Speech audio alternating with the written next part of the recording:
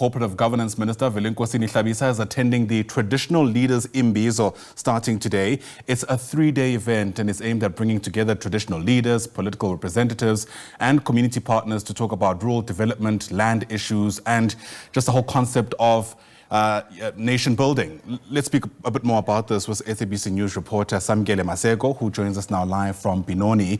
And Samkele, help us place, I suppose, where this gathering fits in the context of so many other discussions taking place in the background, including this concept of a national dialogue. Indeed, there is a number of issues that traditional leaders have, particularly when it comes to the governance of this country and the governance of their areas where they are governing as traditional leaders. I am going to bring in the national chairperson of the National Council, the National Traditional Leaders and Khoisan Leadership, NHTKL, to elaborate on this 3-day conference that they have. They will be addressed by a number of political formations that they have invited in their particular agenda. I have seen that the MK Party will be addressing the ANC, the Economic Freedom Fighters, Action Essays. Leader Herman Mashaba as well will be addressing this particular gathering, and Fikile Mbalula, the Secretary General of the African National Congress. Just the essence of this particular gathering, can you please just explain to South Africans the importance of this particular gathering of traditional leaders? Good morning and thank you very much. Yeah, we are here on a 3-day midterm review. We are here to engage on a number of issues actually, because as traditional leaders, we are concerned about the state of our country, particularly the state of rural South Africa. It's 31 years later, we are seeing very little change. Our kids are still going through the river to go to schools. The lack of infrastructure that is there, the lack of general development. I think we all know that local government has sort of collapsed in terms of the status of our municipalities. So we are here to engage also with political parties to see what can we do to make sure that our country is better. But I think on the 3rd day we'll also be talking to business. It's important that we try and lure business as much as possible to rural areas, because as you know, we are sitting with land there that needs to be developed. Our people are squashed here in urban areas. We need them to go back home, but to do something productive and make lives for themselves.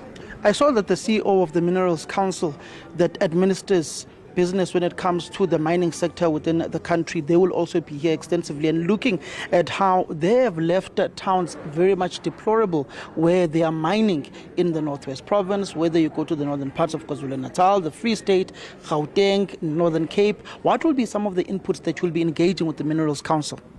Yeah, I think we have been, on a stream to speak to the mining companies all over the country. We are also traveling with the president to Gasikhukhuni in his Imbizos for our people to speak for themselves, because sometimes as you speak, maybe it's like we are speaking for ourselves.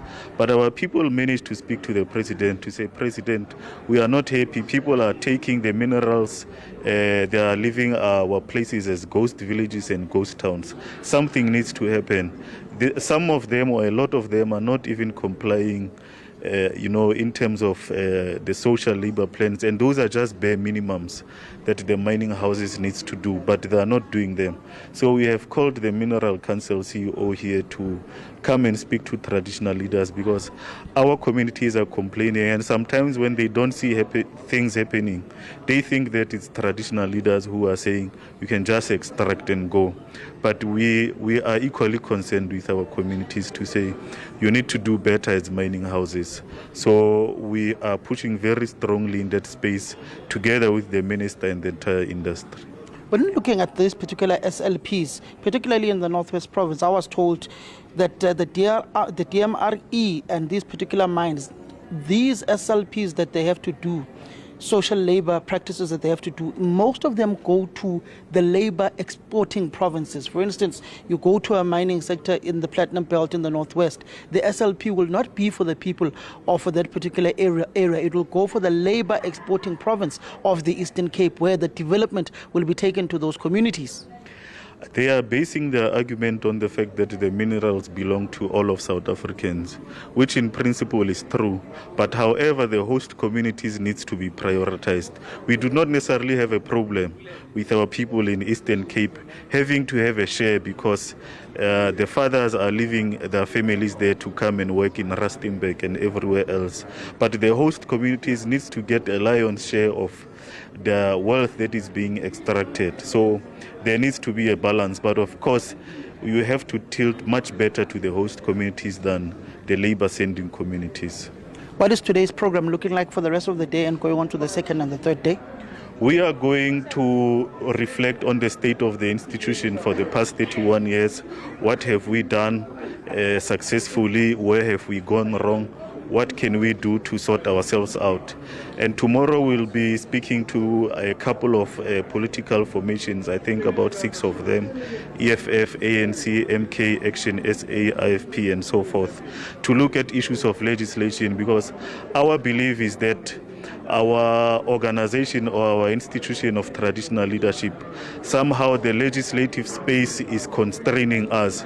So we need to speak to those parties that are in parliament to do better, to make sure that the interest of traditional leaders and their communities are looked out for in parliament. Thank you very much, Hoshi. And on the issues, particularly some traditional leaders were raising issues of remuneration. Are you trying to find common ground on those particular issues? I know that Cooperative Governance, Traditional Affairs Minister, and also the Portfolio Committee, Dr. Zwelini Mkhize, chairperson, was looking into these particular issues. No, of course, it can't be 31 years later and you have a traditional leader who's somebody who's the father of the community having to go to a public hospital, but you've got politicians who are covered by the state to go to private hospital. You are actually diminishing the authority and the stature of that traditional leader. So we will definitely be looking into those issues. It's long overdue. It shouldn't be part of the agenda 31 years later. Thank you very much, National Chairperson of the National House of Traditional and Khoi Leadership, speaking on the various issues pertaining to traditional leadership. Some of the issues they will be ventilating in this 3-day conference they will be having. Traditional political leaders, will be coming here tomorrow. Fikile Mbalula of the ANC, Herman Mashaba of Action SA, S. Mataisa of the Economic Freedom Fighters, Natin Tlego of Umkhonto Wesizwe Party. They will be addressing this particular gathering and also engaging with the traditional leaders on the various aspects that they are raising on the governance of this country and in the failures of local government to provide services to their communities in their areas.